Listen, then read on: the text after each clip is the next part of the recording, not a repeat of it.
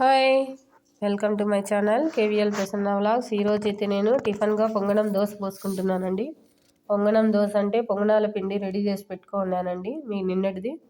అందులోనే కాస్త తక్కువ ఉందని చెప్పి బియ్యం పిండి యాడ్ చేసేసుకొని సాల్ట్ కాస్త సోడా పొడి వేసుకొని ఇలా దోశ పోసేసుకున్నాను.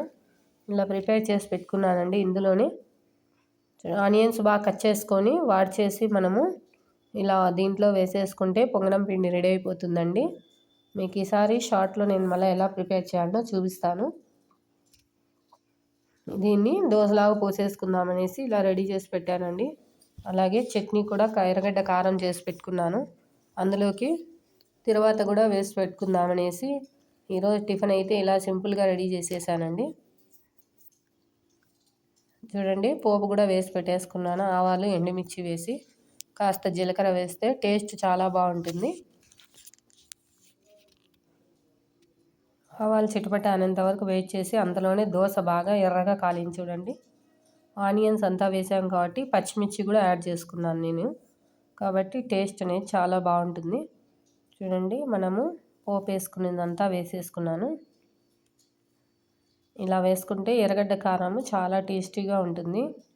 ఎర్రగడ్డ కారం కూడా ఈసారి నేను ప్రిపేర్ చేసి చూపిస్తాను. అలాగే ఇంకో దోశ పోసుకుంటున్నాను. ఆనియన్స్ ఉన్నాయి కాబట్టి కొద్దిగా మందంగా పోసుకోవాలండి దోశ అనేది. ఈ పొంగనం దోశ టేస్ట్ కూడా చాలా బాగుంటుందండి. ఈ ఆనియన్స్ కలపడం వల్ల పిల్లలు కూడా ఎక్కువ ఇష్టంగా తింటారండి. మా చిన్నబాబు నెయ్యి దోశ అడుగుతున్నాడని చెప్పి నేను నెయ్యి దోశ వేస్తున్నాను. చిన్నబాబు నెయ్యి ఎక్కువ, చిన్నపిల్లలకి ఎక్కువ నెయ్యి పెట్టడం వల్ల చాలా మంచిదని.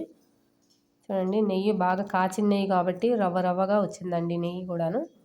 ఇలా నెయ్యి దోశ వేస్తే పిల్లలకి ఎక్కువ మంచిదని ఆరోగ్యానికని నెయ్యి దోశ వేస్తున్నాను.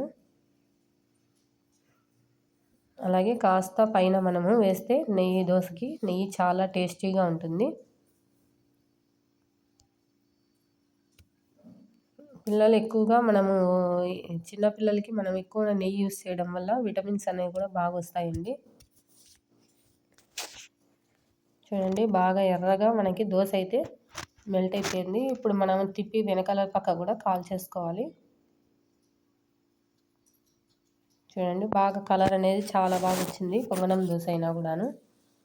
ఇదే పిండితో నేను నిన్న మార్నింగ్ పొంగనాలు వేసుకున్నానండి. కాస్త మిగిలిందని ఇలా చేసేసుకున్నాను టిఫిన్. రోజు ఏం టిఫిన్ చేయాలంటే మనకి ఏం చేయాలనో తోచదు. అందుకని ఇలా ప్రిపేర్ చేసుకున్నాను నేనైతేను. ఈరోజు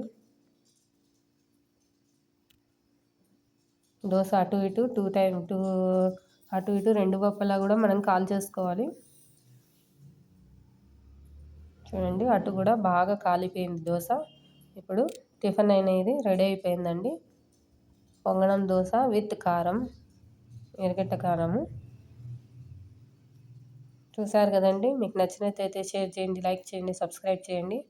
అలాగే కొత్తగా చూసిన వాళ్ళు ఛానల్ని సబ్స్క్రైబ్ చేయడం మర్చిపోద్దండి. Thanks for watching.